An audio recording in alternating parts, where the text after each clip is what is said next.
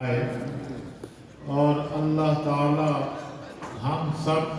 کو جو یہ توفیق دی ہے مل بیٹھنے کی، اس پر اللہ تعالیٰ کا جتنا بھی شکر ادا کریں وہ کم ہے۔ اور میرا تو شکریہ بنتا ہے اس شاندار پروگرام کے منتظمین، معاونین، کارکنان کا بھی کہ ان سب نے مجھے بھی اس بابرکت پروگرام میں شرکت کی سعادت حاصل کرنے کی توفیق دی اور سبب یہ حضرات بنے۔ آج کل کے اس دور میں خاص کر دینی اور مذہبی اجتماعات کا اتنا بڑا ہونا، یہ حضور نبی کریم صلی اللہ علیہ وسلم کا اعجاز ہی ہو سکتا ہے۔ اور آپ تمام حضرات کی جو عقیدت، محبت نبی کریم صلی اللہ علیہ وسلم کی ذات کے ساتھ ہے، اس کا یہ ایک منہ بولتا ثبوت ہے۔ عالمی مجلس تحفظ ختم نبوت تقریباً پچھلے 150 سال سے میدان عمل میں ہے۔ جب سے فتنہ قادیانیت روح پذیر ہوا، اس وقت سے ہمارے اکابر اس کی سرکوبی کے لیے، اس کے تعاقب میں، اس کے مقابلے کے لیے رات دن کوشاں رہے۔ حضرت سید عطا اللہ شاہ بخاری رحمۃ اللہ علیہ، سید انور شاہ صاحب کشمیری رحمۃ اللہ علیہ، مفتی کفایت اللہ صاحب رحمۃ اللہ علیہ، اسی طرح چلتے چلتے حضرت جلندری رحمۃ اللہ علیہ، حضرت مولانا لال حسین اختر رحمۃ اللہ علیہ، حضرت مولانا عبدالرحیم اشر، حضرت بنوری، حضرت خواجہ خواجگان، حضرت خان محمد رحمۃ اللہ علیہ، اور اب ہمارے اکابر ہی اس کا انتظام، اس کی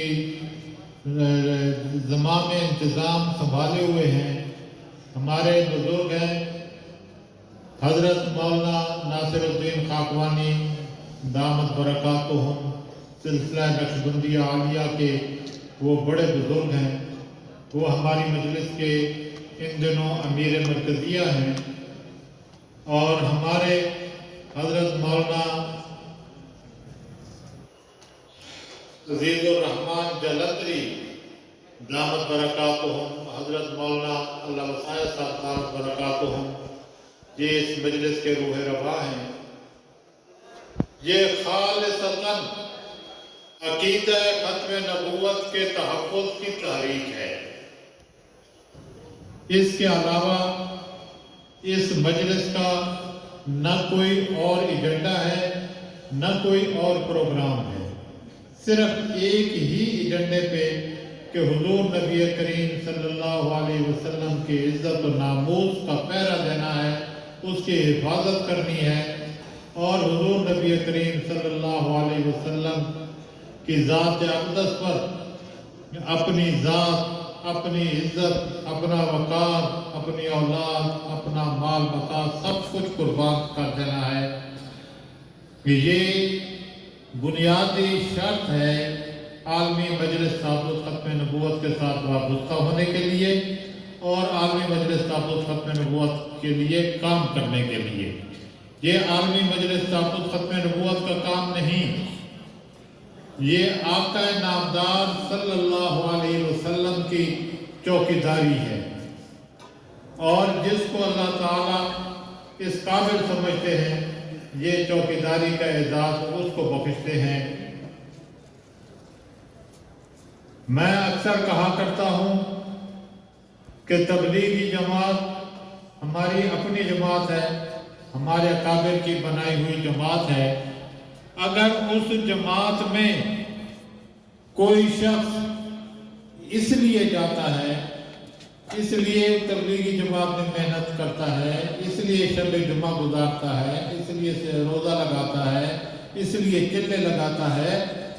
کہ میں جب یہاں سے فارغ ہو کر جاؤں گا تو دوسروں کو تبلیغ کروں گا، جب میں یہ سارا کام کر کے جاؤں گا تو دوسروں کو ہدایت کا راستہ دکھاؤں گا، اعمال کی ترغیب دوں گا، دوسروں کی اصلاح کروں گا۔ تو میں یہ کہا کرتا ہوں کہ اس نیت سے اگر کوئی جاتا ہے تو اس کا یہ عمل بالکل باطل ہے، وہ اپنا وقت ضائع کر رہا ہے۔ تبلیغی جماعت میں ہم جائیں، آپ جائیں، شب جمعہ لگائیں،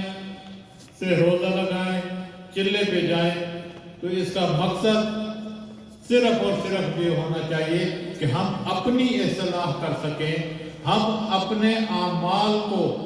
مرتب کر سکیں اور ہمارے اندر اپنے اندر اعمال کا شوق پیدا ہو، نیکی کا شوق پر پیدا ہو، شب کو جاگنے کا شوق پیدا ہو۔ اگر دوسروں کے ارادے سے جائیں گے تو آپ کا یہ عمل جو ہے عبث اور باطل ہوگا۔ سمجھ گئے میری بات؟ اسی طرح کوئی شخص کسی بھی خانقاہ میں جاتا ہے، وہاں رہائش پذیر ہو جاتا ہے، کسی بھی بڑے بزرگ کے ہاتھ پہ وہ بیعت کر لیتا ہے اور ان کی خدمت میں دن رات ایک کر دیتا ہے، رات کو جاگ کے گزارتا ہے، دن روزے کے ساتھ گزارتا ہے، ذکر اذکار کرتا ہے، مراقبات کرتا ہے، منازل طے کرنے کی کوشش کرتا ہے، اور اس کے دل میں مقصد یہ ہے کہ یہاں سے جب میں فارغ ہو جاؤں گا، یہاں سے جب مجھے دستار فراغت ملے گی، مجھے خلافت ملے گی، تو میں جا کر لوگوں کی اصلاح کروں گا، لوگوں کی نفس کی اصلاح کروں گا۔ تو اس کا خانقاہ میں رہنا، کسی بڑے بزرگ کی ہاتھ پہ بیعت کرنا، ان کی خدمت کرنا، یہ صرف اور صرف وقت ضائع کرنے کے مترادف ہے۔ اس کا اس کو کوئی فائدہ نہیں ہوگا اور یہ عمل اس کا باطل ہوگا۔ ہم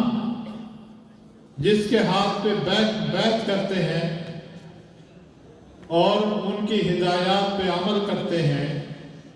راتوں کو جاگ جاگ کے نفل پڑھتے ہیں، توبہ استغفار کرتے ہیں، دن کو روزہ رکھتے ہیں، صرف اس لیے کہ ہماری اپنی اصلاح ہو، میری اپنی اصلاح ہو، میرے اندر نماز کا ذوق پیدا ہو، میرے اندر ذکر اذکار کا ذوق پیدا ہو، روحانی بیماریاں میری ختم ہو۔ اگر یہ مقصد نہیں ہے اور دوسروں کی فکر ہے تو اس کا یہ عمل باطل ہوگا۔ بالکل بعین ہی اسی طرح عالمی مجلس ختم نبوت کے ساتھ جس نے وابستہ ہونا ہے، جس نے مجلس کے ساتھ اپنی نسبت جوڑنی ہے، جس نے مجلس کا خاتم بن کے رہنا ہے، اس کے لیے ضروری ہے کہ سب سے پہلے وہ اپنی ذات کی نفی کرے، پھر مجلس کی طرف آئے۔ سب سے پہلے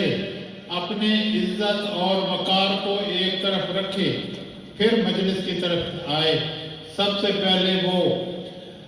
عہدوں کا لالچ، لیڈر بننے کا لالچ، سرخیل بننے کا لالچ، اس کو ایک سائڈ پہ رکھے، مجلس میں آئے تو پھر اس کو نبی کریم صلی اللہ علیہ وسلم کی عزت و ناموس کی چوکیداری بھی نصیب ہوگی، حضور نبی کریم صلی اللہ علیہ وسلم کی شفاعت بھی نصیب ہوگی، اور اس کی برکت سے اللہ تعالیٰ اس کے قبر کو بھی روشن کریں گے۔ اگر کوئی اس لیے آتا ہے کہ میں مجلس کے ساتھ وابستہ ہو جاؤں تو مجلس کے حوالے سے میری پہچان ہو جائے، مجلس کے حوالے سے میری عزت کو دو چاند لگ جائیں، مجلس کی وجہ سے مجھے عہدے مل جائیں، تو اس نیت سے جو بندہ آتا ہے،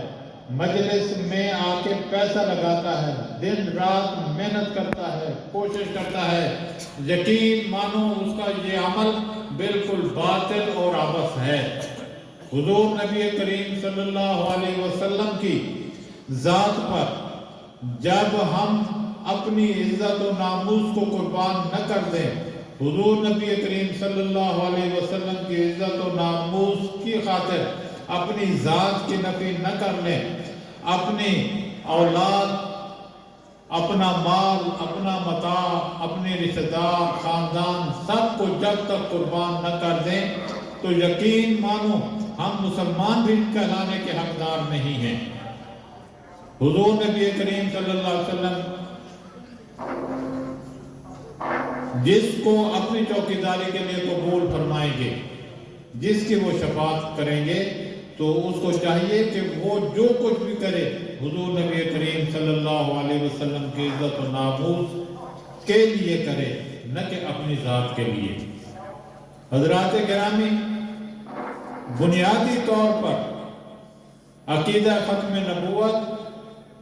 یہ ہمارا بنیادی عقیدہ ہے، ہمارے ایمان کا جزو لا ینفک ہے، اور ہمارے لیے یہ ضروری ہے کہ جہاں ہم حضور نبی کریم صلی اللہ علیہ وسلم کو پیغمبر اور رسول مانتے ہیں، اس کے ساتھ اسی طرح یہ بھی ضروری ہے کہ حضور نبی کریم صلی اللہ علیہ وسلم کو خاتم النبیین بھی ماننا ہے۔ خاتم النبیین کا مطلب کیا ہے؟ کہ حضور نبی کریم صلی اللہ علیہ وسلم کے بعد کوئی بھی شخص